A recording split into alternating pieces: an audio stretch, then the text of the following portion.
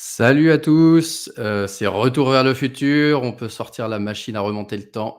Les succès fantasy de Russell Wilson, Zach Ertz, Kareem Hunt, Marcus Mariota et bien d'autres.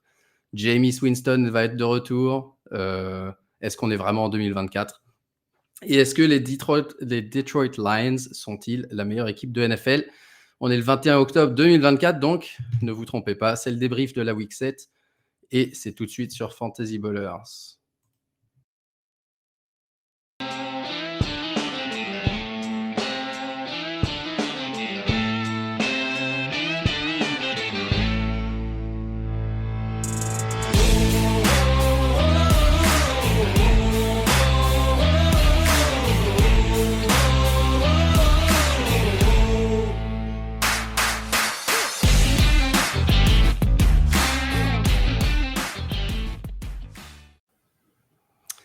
Et on est en direct et pour m'accompagner ce soir avec Aptine, comme tous les lundis. Comment vas-tu?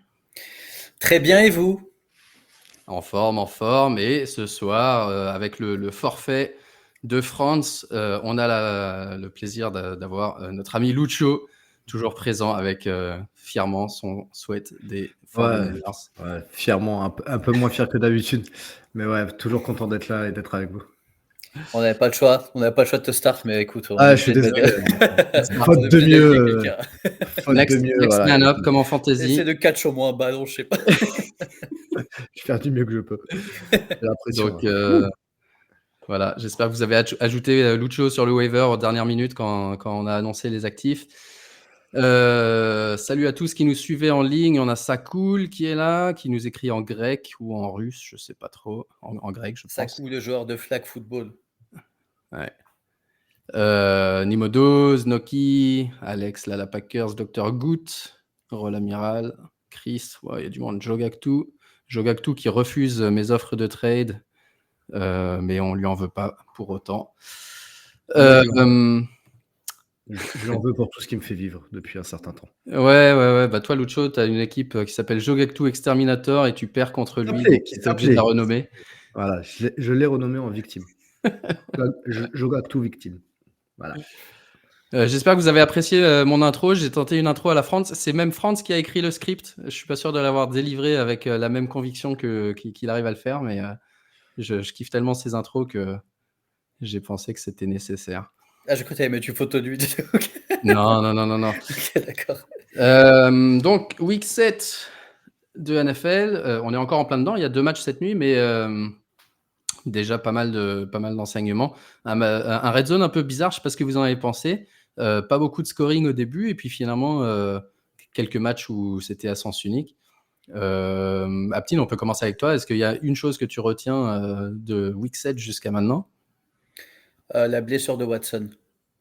Ouais, la blessure de Deshaun Watson, on y viendra, ouais. Et non, je trouvais qu'il y avait 2 très bons matchs qu'on délivrait un peu tout ce qu'on attendait. Texans contre Packers et Lions contre Vikings. Donc après c'est vrai que c'était pas vraiment des matchs intéressants à voir. Tant mieux ça, si ça tombait à la red zone. Si on aurait mis les 4 premiers pour des matchs de 22h, je pense que tout le monde serait en forme aujourd'hui au taf, mais mais non, sinon franchement, enfin, je trouve que ça allait. Il y avait des bons matchs quand même. Bah, certains des matchs de 22h, ils étaient à sens unique quand même, parce qu'on a eu le 47 de Washington. Et un match très bizarre entre Kansas City et San Francisco. Lucho, qu'est-ce que tu retiens, toi, de Week 7? Moi, je suis beaucoup resté sur le match Lions-Vikings parce que franchement, c'était vraiment un super match des deux côtés du terrain. C'était vraiment top. Après, c'est vrai qu'il n'y a pas eu de gros matchs. Et même sur les matchs à 22h, je me suis vraiment attardé sur San Francisco, forcément. Mais tu voyais que même quand ils zappaient un peu au moment des pauses, en fait, il n'y avait aucune action. Il n'y avait rien dans les autres matchs. Et c'était flippant parce que d'habitude, tu as toujours quelque chose sous les dents. Là, il se passait absolument rien. Donc ouais, c'était un poil décevant, mais c'est vrai que les 2 matchs qu'Aptine a cités ont été vraiment top et ça faisait plaisir à voir. Vikings-Lions, justement, ça a sauvé un peu le slate. 29-31, gros match avec des rebondissements des deux côtés. Quasiment 400 yards d'offense pour les deux. Très équilibré. Je vois j'étais en train de regarder les stats là, vraiment équilibré des deux côtés, et ça s'est fini avec deux kickers de chaque côté. Et sur la dernière action, pour les Vikings qui n'ont pas réussi à s'avancer suffisamment pour tenter un kick eux-mêmes. Donc voilà. Ok, on va s'attarder un petit peu sur... moi, je voulais m'attarder sur le match de Sunday Night Football, faire un petit débrief. 37-15 pour les Steelers avec contre les Jets. Donc les Steelers qui startaient Russell Wilson pour la première fois de la saison, et les Jets qui startaient Davante Adams pour la première fois de la saison, qui avait rejoint plus tôt dans la semaine. Donc on peut regarder certaines stats des deux équipes, mais Aptine, on commence avec toi. Russell Wilson en QB, quel impact pour les Steelers en fantasy, et puis dans la réalité aussi, qu'est-ce que tu penses pour le futur? Alors déjà, j'espère que Davante Adams va partir des Jets pour rejoindre les Giants. Comme ça, en 2 semaines, il va perdre 3 fois contre Pittsburgh. Parce que la semaine dernière, on tape les Raiders, là, on tape les Jets, qui là est joué pour les Giants. Comme ça, la boucle est bouclée. Je te rassure, je pense qu'on n'a pas besoin de recruter Davante Adams pour perdre contre les Steelers, mais c'est avec plaisir, par contre. Qu'est-ce que je pense de Russell Wilson? Alors déjà, franchement, quand je suis allé me coucher, c'est la première fois que je vote dans le pick-em contre les Steelers. Et je me suis dit, franchement, j'ai pas eu un bon pick-em. Je crois que je suis toujours top 3 ou 4, mais t'es pas très un loin. bon pick-em. Et j'ai dit, vas-y, au moins, c'est sûr que les Steelers, ils vont perdre. Je suis parti me coucher, j'étais dans ce truc. Et je me suis réveillé, je voyais 37 points, et je voyais que c'était du côté des Steelers. Je me dis, non, c'est pas possible, mon appli est bug. Et c'était même pas des points défensifs. C'était même pas des points défensifs, ouais. Donc du coup, je me suis tapé quand même les 15 minutes de condense au réveil. Et je comprenais pas parce qu'on se faisait atomiser, je crois, avec 15-0. Bon, au début, il gagnait assez facile. Je me disais, mais je comprends pas ce qui se passe. Je crois qu'il marque et je me dis, non, c'est pas, on va pas mettre. Enfin, c'est pas les Jets qui vont mettre 15 points parce que là, ils vont kicker, ça va faire 14. Et je vois, ils jouent à 2 points, ils marquent et je me dis, putain, c'est vraiment eux qui vont finir à 15. Et du coup, j'ai regardé le match. Beaucoup de réussite de la part de Russell Wilson. À un moment, tu as des balles qui sont un peu typées, ça jongle, etc. Tu vois quand même qu'il connaît beaucoup plus le foot, et ça je l'avais mentionné quand même pour Justin Fields. Je trouvais que parfois tu avais l'impression qu'il ne connaissait pas les règles. Dans les troisièmes assez importantes, il y avait souvent des personnes assez ouvertes où il fallait peut-être un peu plus de QI de football pour gagner un peu plus de temps, etc. Je trouvais qu'il prenait pas forcément les bons choix, et après hier, Russell Wilson, tout ce qu'il a voulu faire face à une excellente défense des Jets, je ne savais même pas que Russell Wilson pouvait encore coller 37 points à une grosse défense. Tu vois que tout le monde, enfin tu vois que ça joue mieux, même les runs de Najee Harris, même s'il fait un super début de saison, là ça ouvre vraiment une perspective de course et de passe qui fait qu'il y a moins de personnes dans la boîte, donc j'ai l'impression que tout le monde en profite, surtout Pickens qui a son premier TD de la saison, plus de 100 yards. Pat Freiermuth qui joue bien aussi, donc moi je sais pas, je suis assez confiant sur le jeu aérien de Pittsburgh. En tout cas, je me dis que Pickens est restartable parce que là ça faisait un moment qu'il n'était pas forcément. Là on va tomber dans la deuxième partie de saison où les Steelers ne jouent que des grosses équipes. La semaine prochaine, on joue les Giants. Ce sera un match un peu compliqué parce qu'ils ont une bonne défense, mais on devrait s'en sortir. Bye. Et là, ça va devenir que la FC Nord, plus je crois que tu as du Bills ou tu as du Kansas City. Donc, ça va devenir super. Enfin, là, ça va devenir très compliqué. Mais très content. Et en fantasy, on voit un peu de vie des receveurs et puis même du QB à la passe. Et ça fait un moment qu'on attendait. Et côté Pickens, j'ai vu 2 ou 3 réceptions quand même où il jongle avec la balle et il la sort de lui-même. Donc, des balles qui peut-être étaient un peu sous-lancées ou je sais pas. Mais d'un autre côté, on a vu un toucher sur certaines actions, notamment sur le touchdown, je crois. Un toucher où il arrive à vraiment faire la balle en cloche qu'on ne voyait pas avec Justin Fields qui a plutôt tendance à mettre des grosses mines en permanence.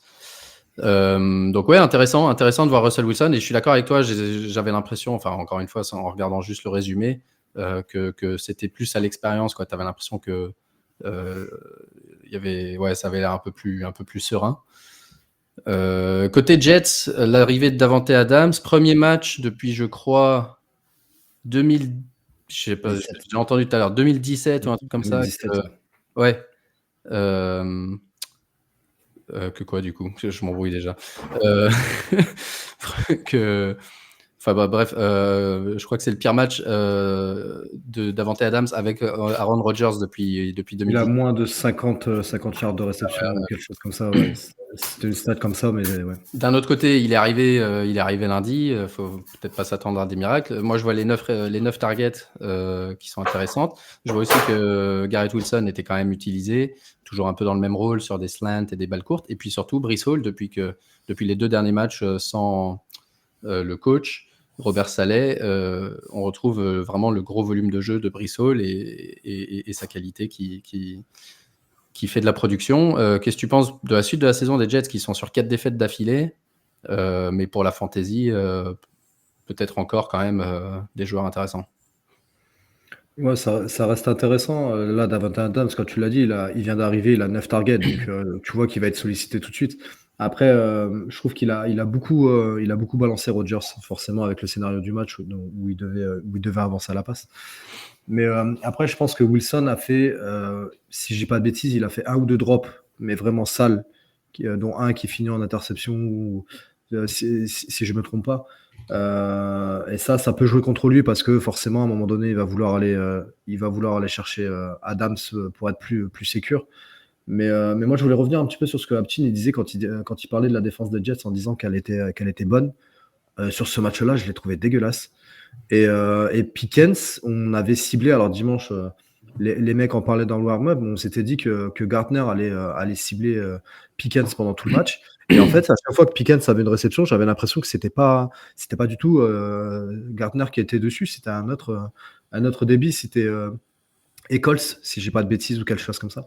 Il s'est fait manger tout le match. À chaque fois qu'il y a une action, tu peux regarder, c'est lui qui est concerné.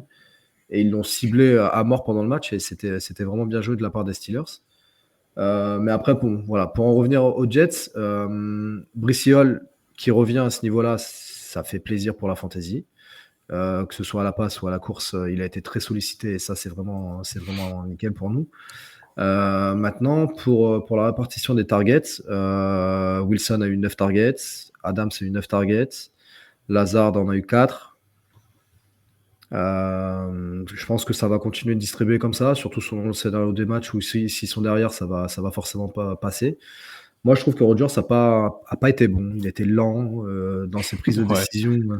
Ça, c'est récurrent. C'était beaucoup de passes courtes, pas de risque. C'était des passes devant lui. Enfin, moi, je l'ai pas trouvé très très rassurant. Et c'est surtout ça qui va me faire peur pour le restant de la saison.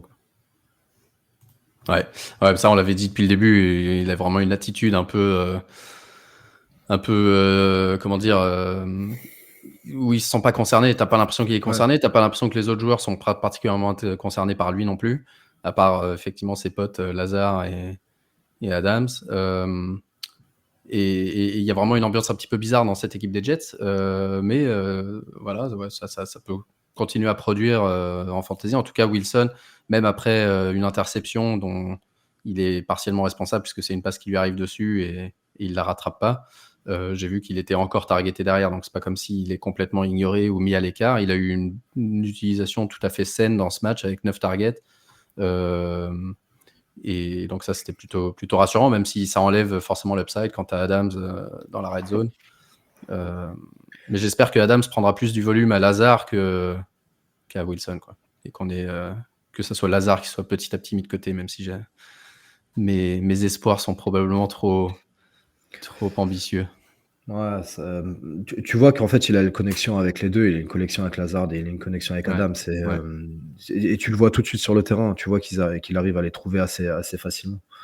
Donc, ouais, après, il faut voir pour la red zone ce que ça va donner. Là, il a cherché Conklin en red zone. Mais moi, j'ai peur qu'Adams vampirise vraiment un max de target.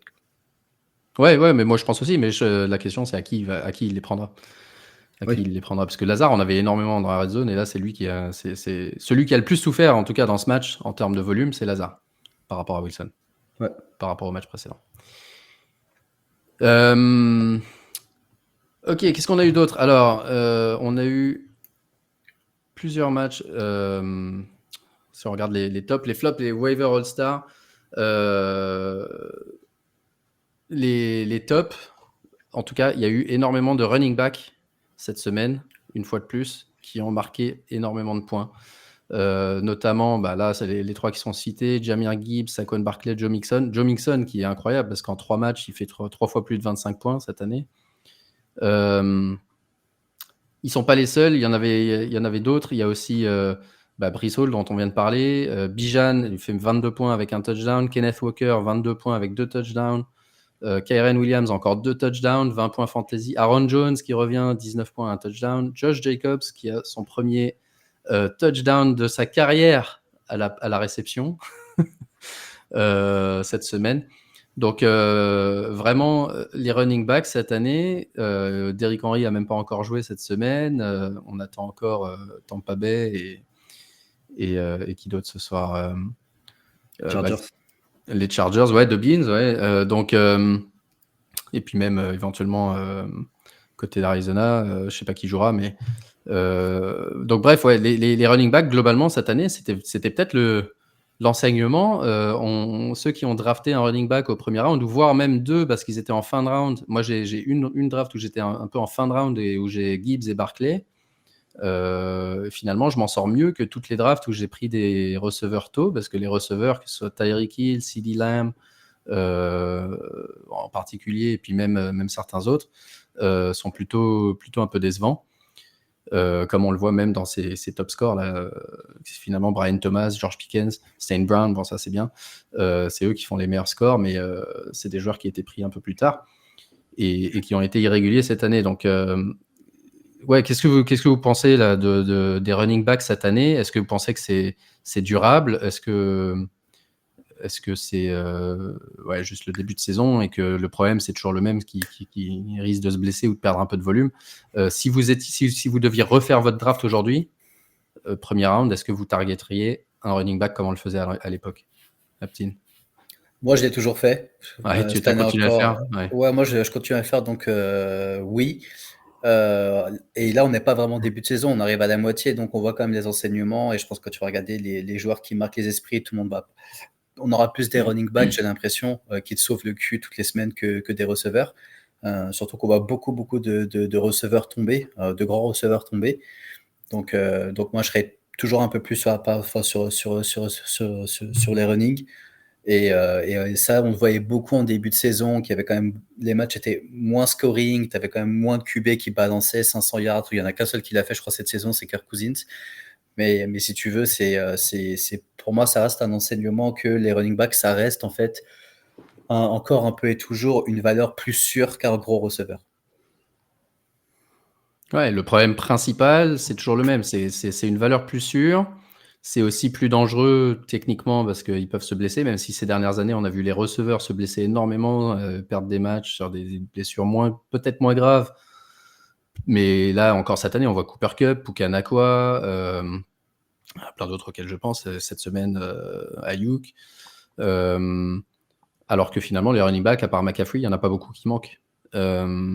Lucho, toi, est-ce que tu avais changé ta stratégie de draft récemment ou qu'est-ce que tu ferais cette année? Selon la position de la draft, tu vois, quand j'étais en 7e ou 8e position, la plupart du temps, tu avais des running backs qui étaient disponibles, genre Bijan ou même Gibbs ou des choses comme ça. Donc c'est vrai que j'avais tendance à aller les chercher quand j'étais en 7, 8, 9. J'avais tendance à aller chercher un running back. Après, la plupart du temps, j'étais en 11, 12, donc je visais plutôt des receveurs. Mais c'est vrai que là, cette année, revoir les running backs à ce niveau-là, ça fait vraiment plaisir. Maintenant, il faut regarder aussi les noms. C'est des noms des running backs dans les équipes qui gagnent et qui mènent tout le temps. Donc forcément, ça joue aussi sur ça parce que le scénario il est super important pour le running back. Tu sais que quand l'équipe elle gagne, la plupart du temps, ça court. Et là, quand tu vois les noms qu'il y a, que ce soit Gibbs, Barkley, tu citais Mixon, des choses comme ça, c'est des équipes qui gagnent. Donc forcément, ça court beaucoup plus. Et c'est des mecs qui ont des bonnes lignes aussi, donc forcément, ça aide aussi à ça. Donc c'est vrai que si tu devais redémarrer une draft, je pense que les running backs partiraient beaucoup plus tôt. Tu vois, sur 12 au premier tour, je pense que tu en aurais 4 ou 5 facilement qui partiraient au lieu de 1 ou 2 comme ça pouvait l'être. Ouais, ce qui est sûr, c'est que je pense qu'il y aurait peut-être moins de 0 RB comme on a vu. En fait, si vous cherchez une raison pour laquelle les running backs sont si forts, c'est parce que j'ai fait quasiment 80% de mes drafts en 0 RB cette année. Et c'est la raison pour laquelle des mecs comme Les a épargnés. Jaylen Warren, que j'ai drafté partout, ne joue pratiquement pas depuis le début. La raison pour laquelle Ty Spears est blessé depuis le début de la saison et que toutes les superstars que j'ai pas draftées jouent bien.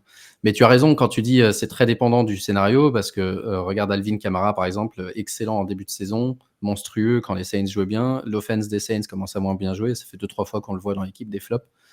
Donc c'est sûr aussi. Mais côté receveur, c'est quand même une sacrée catastrophe cette année, notamment cette semaine où je veux vous féliciter les gars parce que à vous deux, vous avez plus de yards à la réception cette semaine que les 3 joueurs qui sont cités ici, Tank Dell, Jameson Williams et Devonta Smith, qui ont moins 6 yards à eux 3.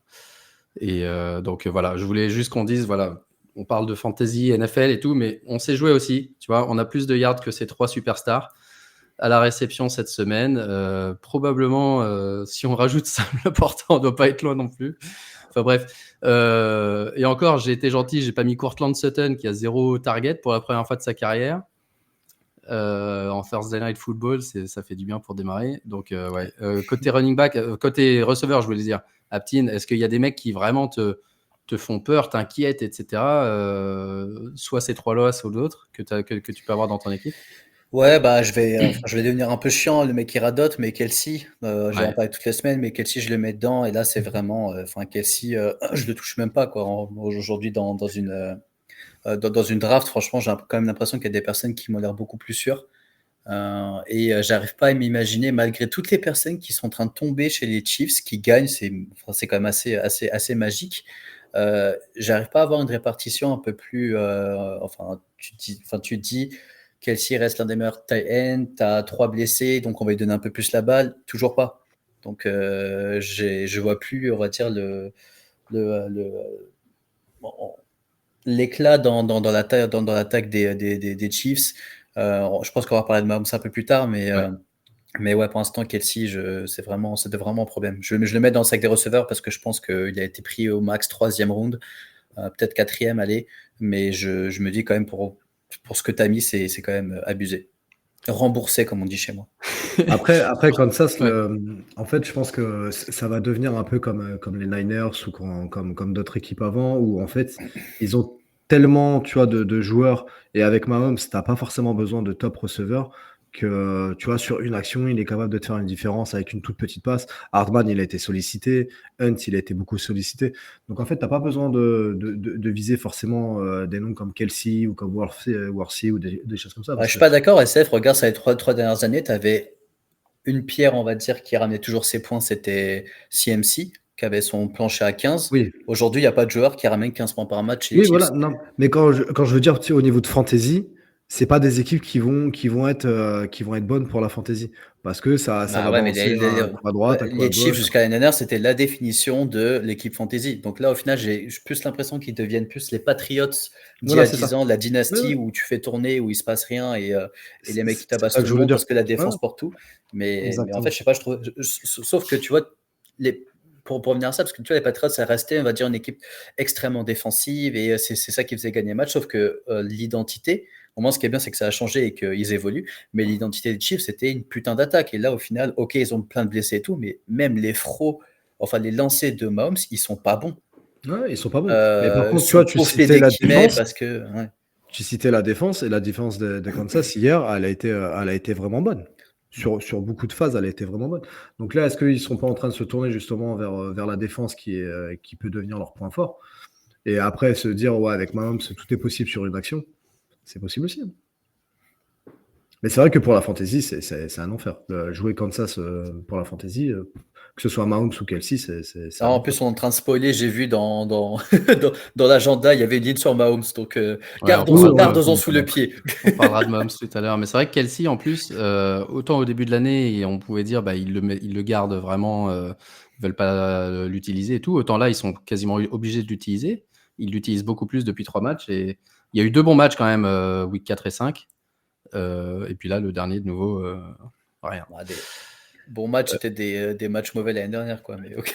Ouais, mais il a quand même fini top 5, 10 ans Titan. Ouais, c'est pas genre numéro 1 avec 20 points d'avance sur le deuxième, mais tout est relatif. Moi, La franchement, réalité d'aujourd'hui n'est plus la même que celle d'il y a un an. les joueurs qui me font peur, c'est les joueurs des Dolphins. Alors là, il y a le retour de Tua qui est envisagé, mais tu vois, voir Hill Ouais. et Waddle à ce niveau-là, c'est flippant.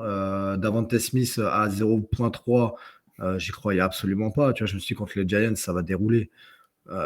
Franchement, c'était un match qui n'était pas super plaisant à voir.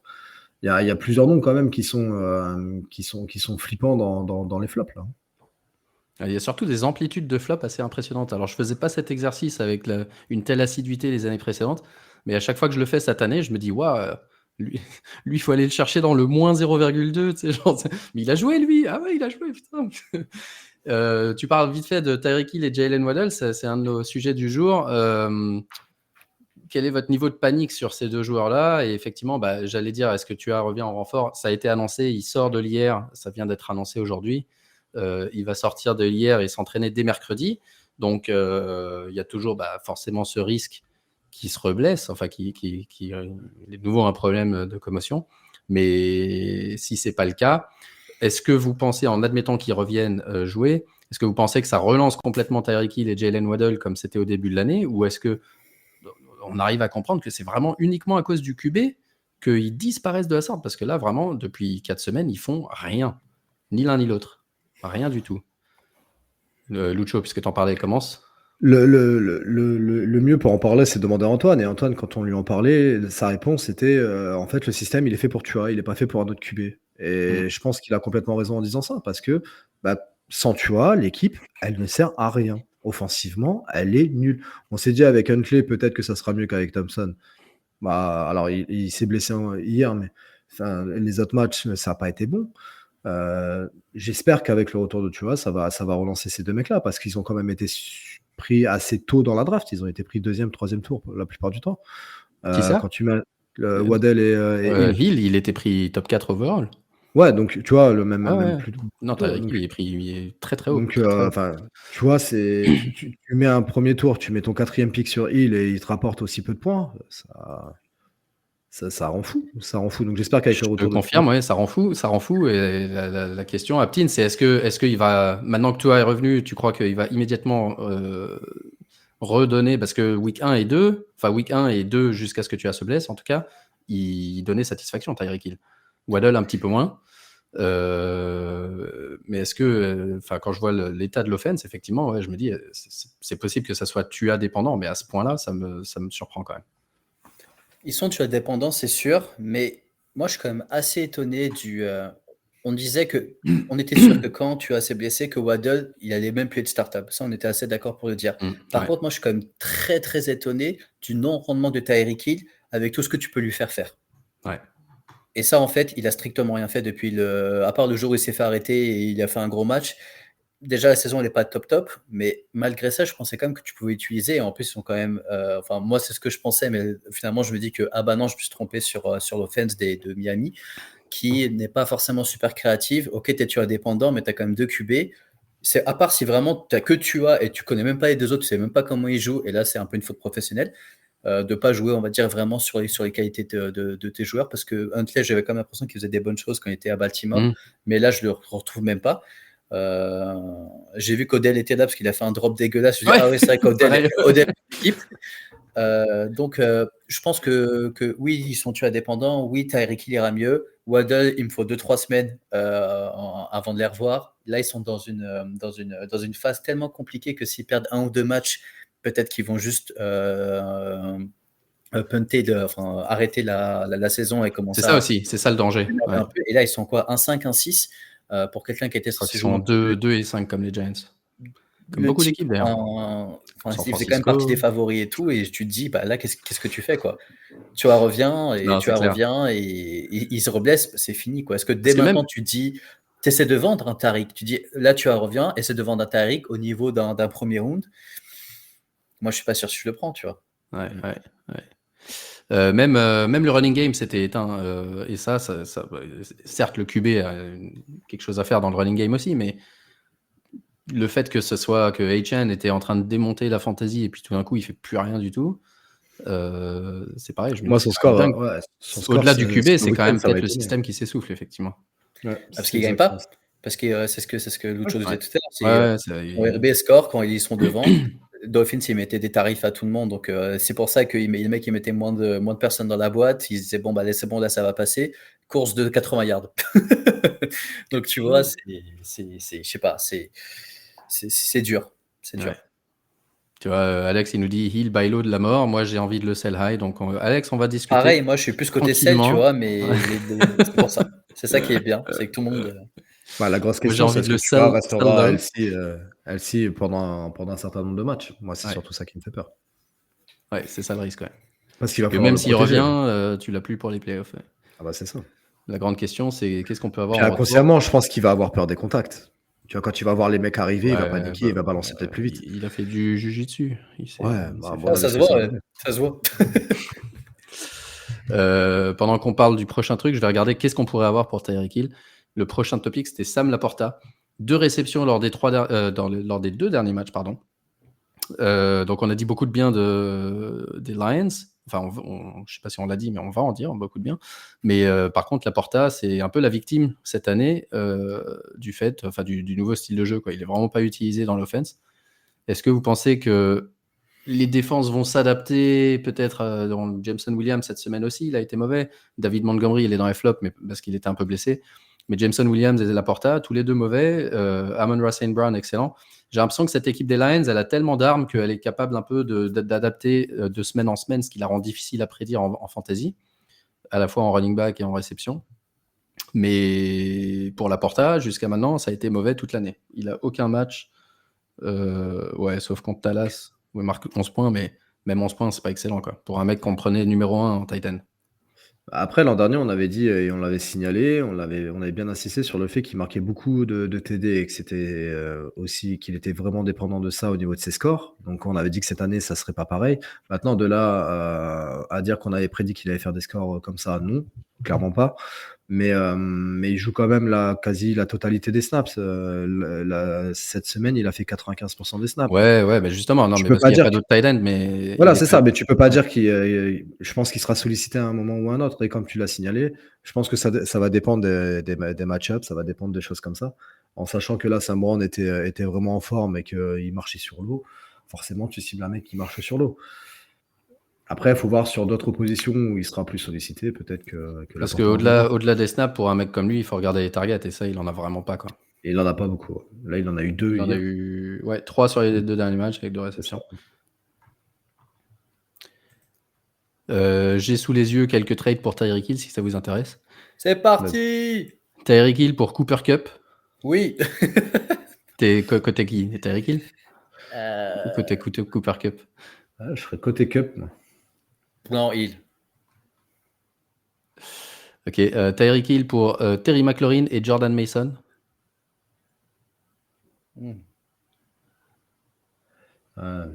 Autour de Mason. CMC. Ouais. Quel retour de CMC? Il est prévu 10.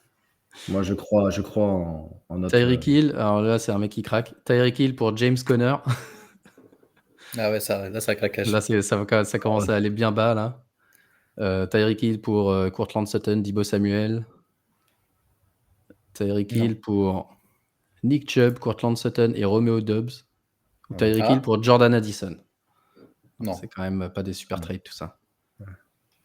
Tyreek Hill pour Davante Adams. Tout ça, c'est des trades qui ont été faits dans les 24 dernières heures. Donc ouais, je suis d'accord. Comme tu disais, tu essayes de vendre Tyreek Hill. Il n'y a aucun de ces trades-là qui est contre de la valeur first round, quoi. Ah oui. Actuellement. Ok, next. Les receveurs des Packers. J'ai l'impression qu'on parle d'eux toutes les semaines. Peut-être, dites-moi s'il faut qu'on arrête d'en parler. Parce que c'est impossible de savoir ce qu'il faut faire. Et cette semaine, ils étaient tous là. Et le résultat, c'est que Jayden Reed et Watson ont eu 3 réceptions à eux deux. Que Dontavian Weeks a eu son touchdown quand plus personne l'attendait. Est-ce que ces receveurs des Packers sont pas instartables parce qu'il y en a toujours un qui marque des points, c'est une bonne offense, mais on ne sait jamais vraiment qui ça va être. Est-ce qu'il y a un moment où on va avoir une vague idée de ce que font les Packers, une hiérarchie établie, ou est-ce que ça va toujours être au petit bonheur la chance et ce que la défense leur offre? Non, je pense quand même que tu as une hiérarchie aujourd'hui, mais c'est plus dans, on va dire, t'enlèves Reed, pour moi, tout ce qui est Watson, Dobbs, ça reste des personnes que tu vas starter quand tu es en galère, quand je sais pas, peut-être tes proches ils sont en dessous, ou tu es moins sûr, où tu te dis, OK, il peut me ramener 20 points, et j'ai besoin de 20 points. Moi, je le vois plus comme ça. Ouais, pour moi, Reed, c'est la valeur, on va dire, la plus sûre, entre guillemets, dans le sens où c'est lui peut-être le plus régulier. Mais après, s'il te faut des points, c'est clairement ça. C'est du boom or bust. Watson, il est capable de te faire 20 ou 25 points, comme il est capable de t'en faire 2 ou 3. Et Dobbs, moins 2 ou moins 3. Ouais, moins 3. C'est drôle. Mais oui, ça, je suis complètement d'accord avec toi. Moi, je partirais sur Reed vraiment en valeur sûre, entre guillemets. Et après, les deux autres, c'est vraiment du flex si jamais tu as besoin et que tu es en galère. Ouais, je vois le commentaire de Zinco, j'arrive pas à m'imaginer que tu vas faire un move pour aller chercher un casse-tête dans cette équipe. Mais pour aller chercher qui? Là, il écrit Jalen Reed, ça peut être une bonne target buy low, sauf que j'arrive pas à m'imaginer aller chercher, tu vois, un mec un peu boomer bust et tu dire. Surtout qu'il est encore dans le top 5, je crois, au classement général des receveurs. Donc les gens, ils voient ça, ils se disent ouais, tu me prends pour un imbécile. Reed et Dobbs, c'est les seuls qui ont vraiment le volume toutes les semaines, normalement. Et Weeks et Watson, c'est un peu le même rôle. Donc du coup, ils se partagent le rôle, mais c'est en même temps le rôle le plus intéressant des trois, j'ai l'impression, au niveau du scoring. Donc ils se partagent un truc, mais dès qu'il y en a un des deux qui est blessé, c'est là que tu peux espérer qu'il explose. C'est difficile, hein. Y a Kraft qui vient dans l'histoire, il y a maintenant même Josh Jacobs qui commence à marquer Flying un Kraft. C'est pas juste Kraft, Flying Kraft. Flying Kraft. Et les super sont TD. Un TD à la course, à la passe. Celui de Kraft. Ah oui. Ouais. Oui, il est magnifique. Donc j'aurais tendance à être d'accord avec vous sur Jayden Reed, mais les deux derniers matchs sont pas super rassurants au terme d'utilisation quand même. Ensuite, le dernier, les Colts. Est-ce que les receveurs des Colts sont instartables tant qu'on voit pas une amélioration d'Anthony Richardson sur les passes courtes? Ouais. Sujet suivant. Il a fait 10 sur 24. Mais je crois que j'avais vu une stat où en gros il montrait qu'il était, c'était dans notre groupe à nous, qu'il est juste pas bon, mais dans tous les frots en fait. Non, sauf les 40 yards et plus. C'est le meilleur QB de la ligue sur 40 yards. Donc la solution, elle est là. La solution, c'est faites des passes de 40 yards chaque passe. Non, c'est très bizarre, ouais. Et il montre pas spécialement d'amélioration effectivement sur ses passes intermédiaires. Et c'est là qu'on voit la grosse différence avec Flacco, qui lui est capable d'utiliser un Josh Downs dans le jeu court.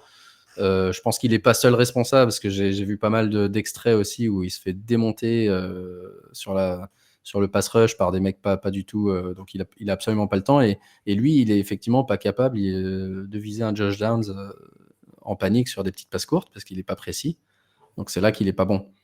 Il est pas précis, et puis il a pas la réactivité qu'il faut pour relancer des passes en fait. Dès qu'il voit qu'il est pressé, il court. C'est simple, c'est un poulet sans tête, il court. Et il a 14 courses encore hier. T'as l'impression qu'il court pour sa survie. C'est un peu le cas, ouais. C'est un peu le cas. Donc, les receveurs des Colts, très, très, très compliqué. Pittman, effectivement, 63 yards. C'était le meilleur des trois, mais des quatre même. Le seul, à la limite, Alec Pierce, il peut faire du boom bust avec Anthony Richardson, parce que justement, c'est vraiment le mec qui va chercher du deep tout le temps. Mais bon, ça, tu peux vraiment pas compter dessus. En baseball, éventuellement, c'est trop tard pour ça. Et en absence de Taylor, allez chercher Goodson et pas Sermon.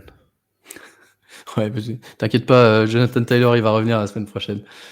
Mais effectivement, je pense qu'on a vu Trey Sermon pendant 3 matchs, et il finit par même perdre du volume contre Goodson.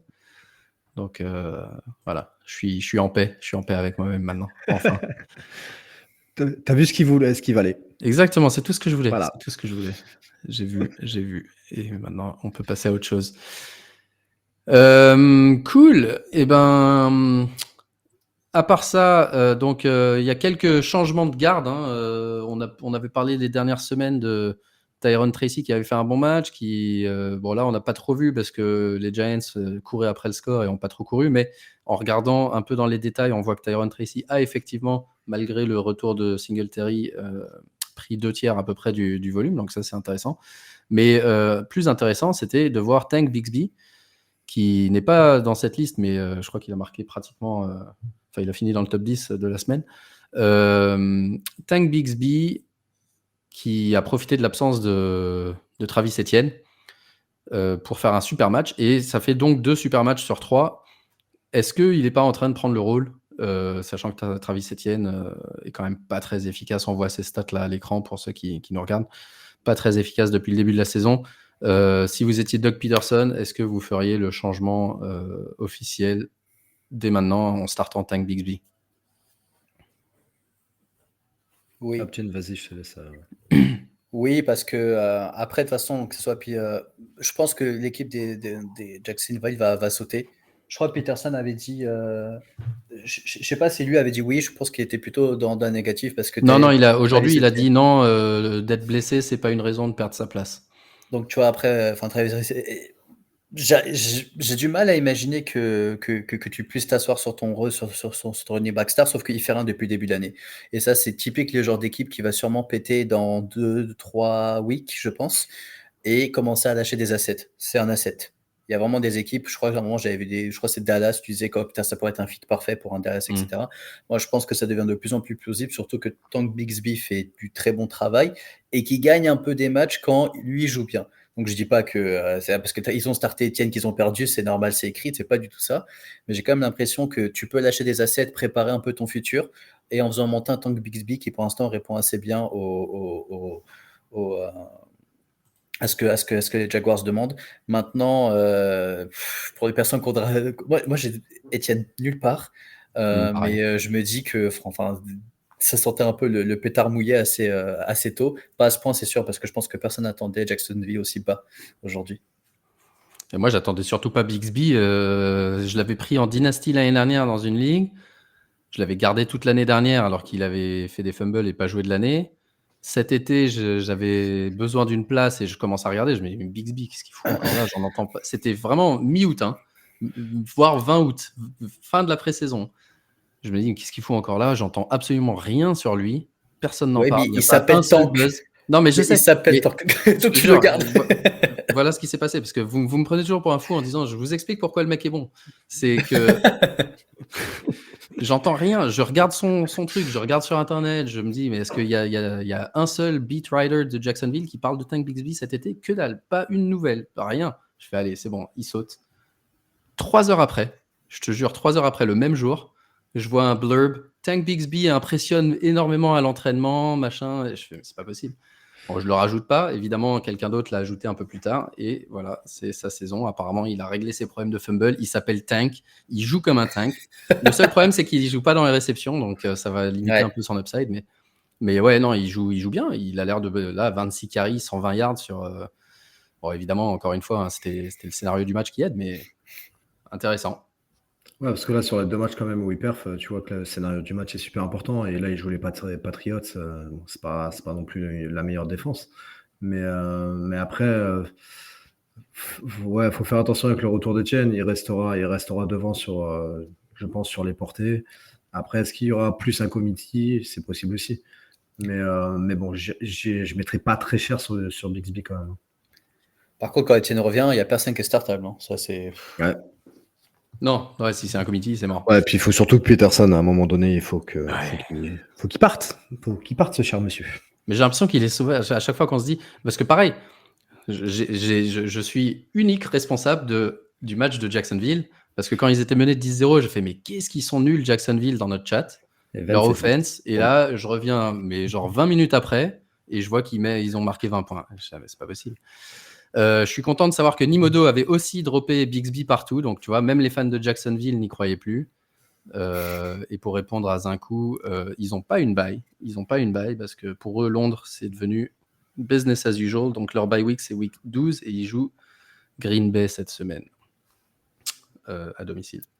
Easy pour Green Bay. Pour Tank. Ah, j'ai rien dit. T'as vu comment je bluffe là pour le pick-up? Je suis serein dans mon pick-up. Contrairement à d'autres. Tu vas te porter à deux là. Ah, mais c'est sûr. Mais déjà, tu vois, premier match, vendredi, je fais putain, bon, déjà, ça part mal cette semaine. J'aurais dû fermer ma gueule. Ok, on enchaîne. J'ai pas de photo pour celui-là. Les Bills, premier match d'Amari Cooper sous ses nouvelles couleurs. Un touchdown sur un volume très limité. Aptin, qu'est-ce que tu as pensé de sa performance et est-ce que tu penses que ça peut vraiment relancer les Bills et surtout stabiliser les performances de Josh Allen? Moi, c'est ça qui m'intéresse. Assez mitigé. Je trouve que dans la connexion, après, c'est dur de demander des choses comme ça, mais dans la connexion, je trouve que, je crois à un moment, il y avait un drop où il était carrément étonné de recevoir la balle. Donc ça m'avait assez étonné parce que c'était clairement le genre de ballon qu'Amari Cooper aime recevoir. Donc là, peut-être qu'il y a vraiment beaucoup d'histoires de connexion qui vont devoir se faire. Il a eu son TD pour dire que ici, mon gars, ça va être comme ça, on gagne et tu vas avoir des TD. Il fait pas juste froid comme à Cleveland, il y a quand même des choses. Il fait froid quand même. Hein. Il fait froid quand même. Ouais. Il fait froid, mais tu marques encore des touchdowns. Ouais, voilà, c'est ça. Et en plus, à la fin, t'inquiète pas, on célèbre parce qu'on gagne. Mais non, après, moi, je suis très content parce que c'est typique le receveur qu'on attendait autour de Josh Allen cette année. Pas de diva, je crois que lui-même avait dit. Amari Cooper n'est pas connu pour être une diva. Ça fait 2 ans que le mec, il est dans l'Ohio, il score entouré d'imbéciles et pourtant, il fait ses stats et on ne voit pas trop faire de tapette crise. Donc, je suis très content pour les deux. Je pense que là, Amari Cooper redevient un receveur 1.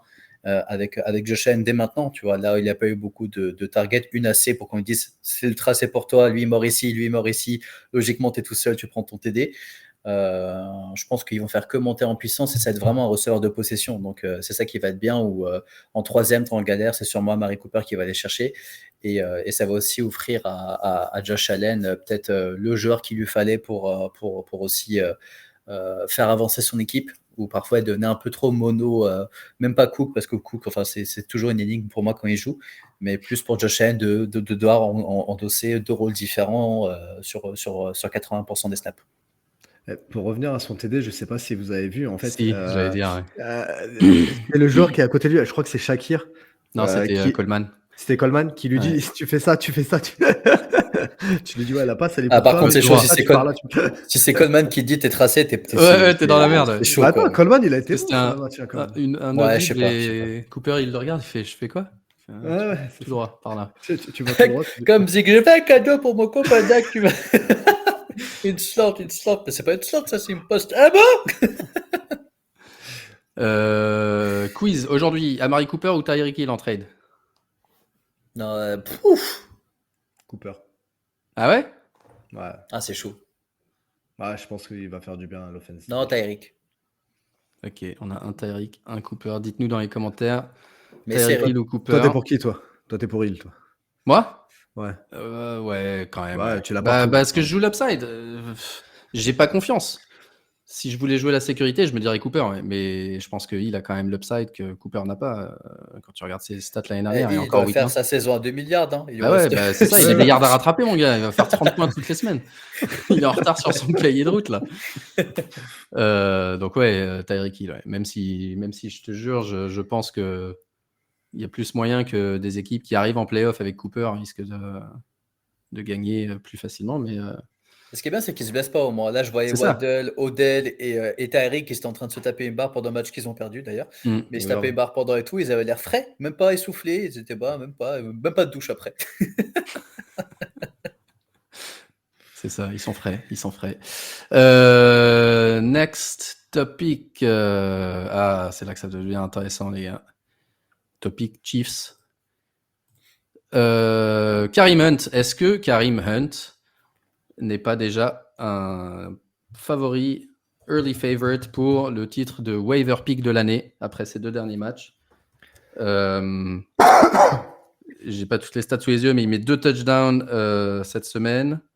Juste avant la bye, il avait mis un touchdown également. 27 carries et 22 carries, plus pratiquement 100 yards de moyenne sur les 2 matchs, RB4 et RB9 de la semaine. Kareem Hunt, retour de from the dead, back from the dead, quoi. Moi, je pensais pas du tout après sa dernière saison à Cleveland qu'il avait encore ça dans les pattes. Lucho, toi qui l'as vu jouer contre toi. Je l'avais ajouté sur Day Waiver et tu sais, il avait eu une semaine ou 2 de battement où il n'avait pas joué et je l'avais drop parce qu'il me fallait absolument un joueur qui joue et je l'ai pas récupéré après, je suis dégoûté. Mais oui, je pense que ça peut être un league winner, tu vois? Sur la fin de saison, clairement, ça peut être un league winner. Alors, le danger de la fin de saison, c'est que normalement, Pacheco, il a une jambe cassée. Donc, une jambe cassée, c'est quand même assez. Comment dire, en termes de timeline, c'est assez clair. C'est pas une blessure musculaire qui peut prendre plus ou moins de temps en général.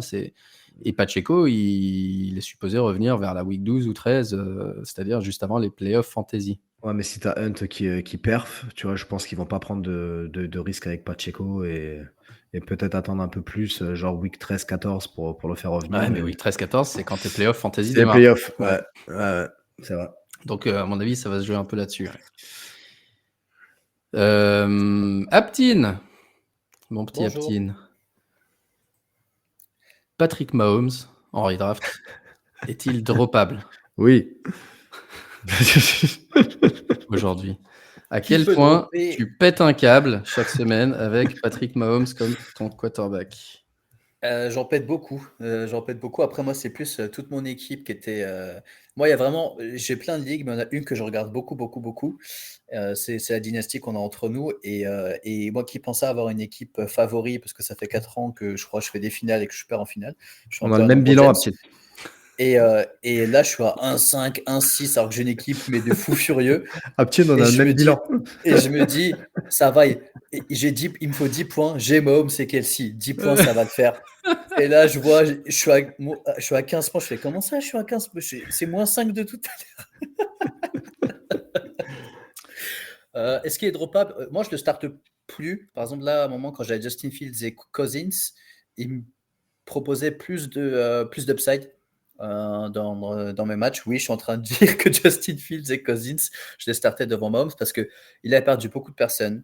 On a commencé à voir, moi je l'ai vu assez tôt parce que je regarde quand même beaucoup les matchs de Kansas, cette empreinte défensive sur des Chiefs qui font que on n'a pas besoin d'un Mahomes qui envoie beaucoup de ballons. Comme Karim Hunt était revenu, je me suis dit putain, bah oui, en fait c'est lui qui va prendre les carries.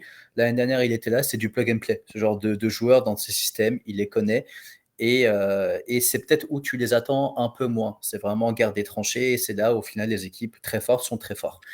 Et c'est exactement ce qui se passe. Après, il va sortir peut-être un coup de magie un peu de son truc, même si franchement son run, c'est du flag football. C'est juste abusé de pas le tacler, de machin. Je fais une faute. Ah, il est incroyable. J'ai écouté les trucs, les commentateurs, je devenais fou. Je fais mais en quoi c'est juste parce que les défenseurs ont peur du flag en fait. Ouais, tu sais que tu vas te faire flaguer.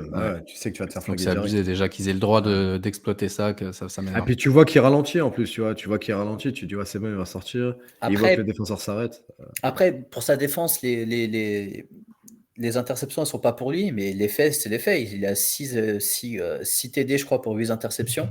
Il n'y a pas beaucoup de, je crois, il a peut-être passé une seule fois les 300 yards à la passe cette année, mais c'est cataclysmique, il ne se passe rien.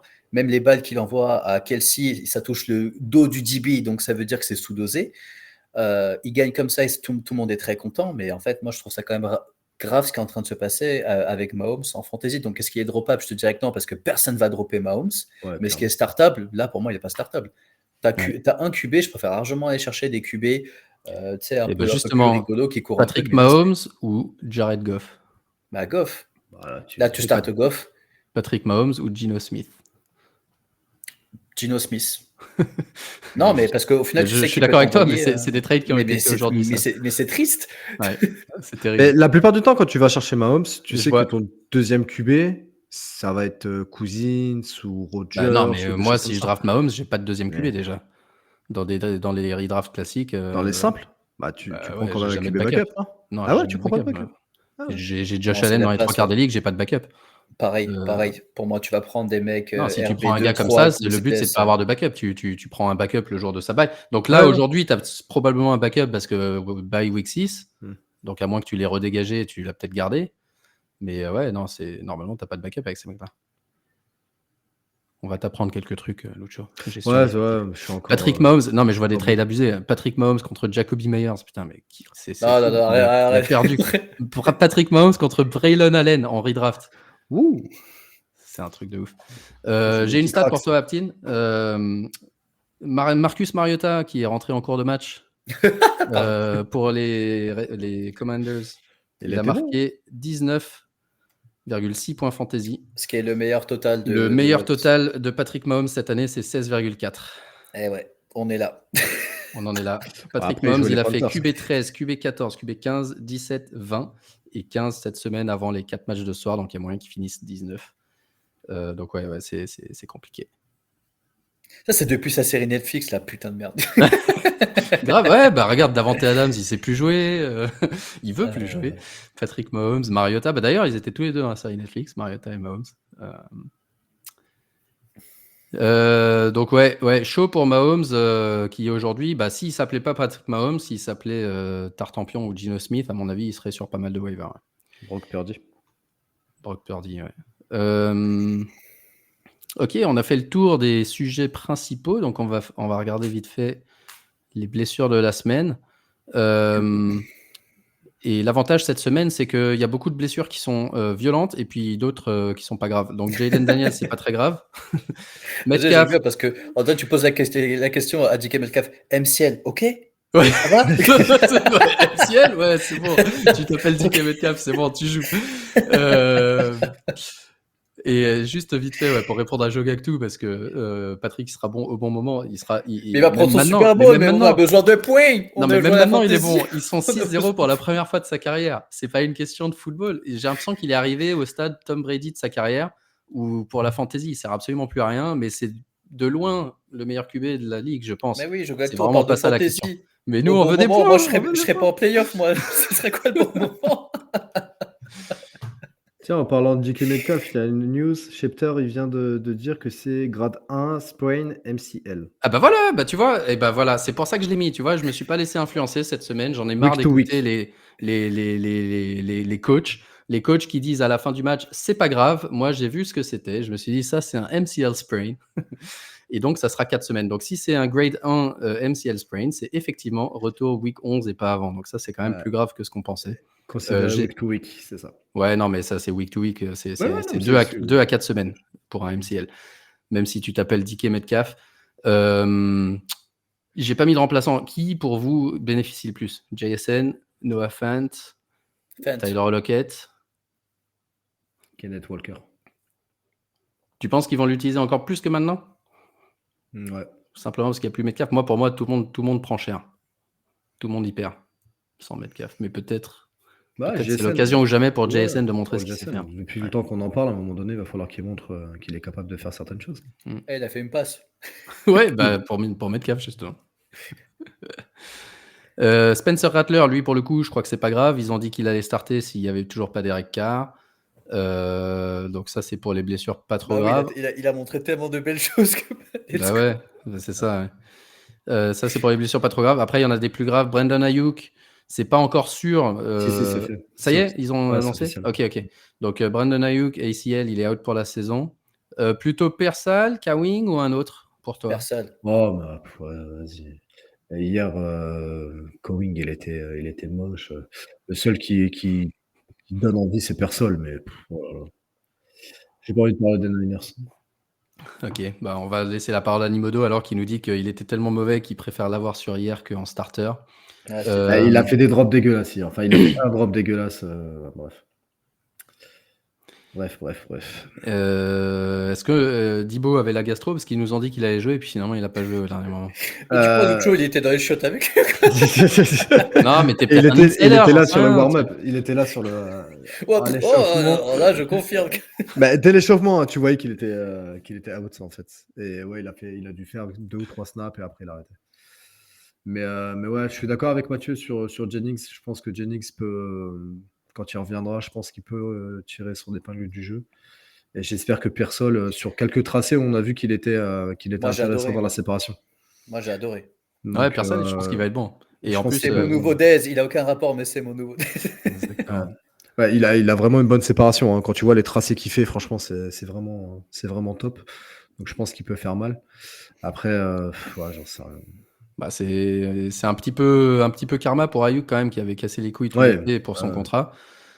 Karma aussi pour Deshaun Watson, qui. C'est pas le même karma, là, tu peux pas C'est pas le même suivre karma, ce non, karma. c'est pas le même karma, mais c'est du karma aussi. Il voulait pas le bencher, il va être benché par défaut, puisque lui, c'est le tendon d'Achille, donc out pour la saison, et peut-être plus, Ouais, si plus, ouais. les Browns se disent allez, on arrête. On voit pas une autre équipe aujourd'hui vouloir lui donner un contrat après ce qu'il a montré, plus la distraction qu'il amène. C'est peut-être la fin de sa carrière. Ouais, c'est possible. Est-ce que Winston prendra le relais d'après toi? Logiquement, oui. C'était Thompson Robinson, là, le premier backup cette semaine. Il n'a pas été bon. Mais il s'est blessé, il a été nul. Il a été encore plus nul que Watson. Il a eu le mérite de se dire finalement, Watson n'était pas si dégueu que ça. Et ensuite, Winston est rentré. Moi, je pense qu'un bénéficiaire pourrait être, parce qu'ils ont perdu Cooper en trade aussi, Cédric Tillman. Ouais, il a été bien utilisé. Il a même failli marquer un touchdown sur la première passe, pour le coup, après que Watson. Alors ça, je me suis dit, on regardait avec Antoine le match. Si Watson il sort sur blessure et que sur la première passe du remplaçant, il y a direct un touchdown de 30 yards pour Cédric Tillman, ça aurait été encore plus n'importe quoi que ça l'est déjà. Ouais, peut-être Cédric Tillman, un joueur à rajouter justement sur vos waivers. À part ça, les waivers, j'ai mis quelques noms, mais franchement, j'ai pas trop de conviction cette semaine. C'est vraiment quasiment les mêmes noms que les semaines précédentes. Il n'y a personne de vraiment nouveau, à part ces receveurs dont on vient de parler. Qu'est-ce que tu penses de Stash Mike Williams qui pourrait être tradé? J'ai vu une rumeur aux Steelers, peut-être qu'ils en ont discuté pendant leur match. Est-ce qu'il y a une équipe où tu le verrais, toi, Aptine, qui aime bien le joueur, où tu le verrais performer, ressortir un peu de l'anonymat? Toutes les équipes autres que les Jets aujourd'hui. Ouais, n'importe qui. Ouais, n'importe qui, parce qu'au final, ça reste un bon receveur qui est sur la peut-être pense un peu descendante. Après, il faut voir aussi que les tracés qu'il fait sont pas bons. Il n'est pas très bon, parce que j'en parlais même, je crois que c'était sur le poste de Steelers France, qui disait que, et ça on le savait déjà, moi je l'avais dit, je crois, dans notre chat, dès que la signature de Davante Adams, j'avais dit Mike Williams aux Steelers. De 1, parce que j'aime bien le joueur, et de 2, parce qu'il ne va pas rester dans une équipe où tu as 4-5 receveurs, 4 très très bons receveurs qui sont devant lui devant la depth chart, et aller dans une équipe qui a vraiment un vrai besoin. Par contre, nous aujourd'hui, on n'a pas besoin de ce type de receveur. On a besoin d'un receveur qui sait se démarquer. Mike Williams, en 1 contre 1, là-bas, il peut te la catcher au-dessus de toi, mais les séparations, surtout après sa blessure, c'est pas trop ça. Donc je me dis, est-ce que ça va pour autant nous empêcher de le prendre? Je ne pense pas. On a vraiment besoin de receveurs compétents, et là, c'est pas Calvin Austin qui est notre receveur 2 ou Roman Wilson qui veut toujours pas jouer. Mais je pense qu'on a besoin de depth, et surtout si Russell Wilson continue à vouloir distribuer la balle comme on l'a vu sur un match, on va commencer à parler de tendance. Mais je pense quand même qu'il tique les cases, et moi je le vois vraiment aller chez les Steelers. En plus, il coûtera pas cher, parce qu'il va partir pour un 5e, un 6e, un truc comme ça. Les Jets, là, ils vont dire vous le voulez Ouais, ils vont payer pour le donner. Pour ce Cowboys, Mike Williams aux Cowboys, ça vous intéresserait? Non. Il y a déjà du monde. Je pense que même les Cowboys, Tolbert est jeune, il utilise assez bien. CeeDee Lamb, il veut de plus en plus de ballons. Ty End est toujours là. Là, pour moi, tu mets un bon RB et tu réapprends à défendre à la défense. Je sais pas comment je peux dire ça, mais. Ok. Any other business? Moi, je trouvais que le match des Patriots, parce qu'il y a Hunter Henry qui est noté, je pense que c'est peut-être l'un des tight ends que tu peux starter jusqu'à la fin, à part si peut-être il t'enchaîne 2 mauvais matchs et que tu as mieux. Mais je pense vraiment que on parle beaucoup de la connexion QB rookie avec un tight end, et c'est typiquement dans ce genre d'équipe où ils vont faire des points, et je pense que ça va continuer parce qu'ils vont pas gagner beaucoup de matchs. Ok, t'as tous les autres receveurs qui vont commencer à craquer. Je crois avoir vu, je sais plus c'était lequel des receveurs des Patriots, Cryptic sending crypt message sur Instagram, tu vois. Des trucs que seuls eux peuvent comprendre. Le lion rugit mais il ne s'endort jamais. Ouais, ça c'est les receveurs.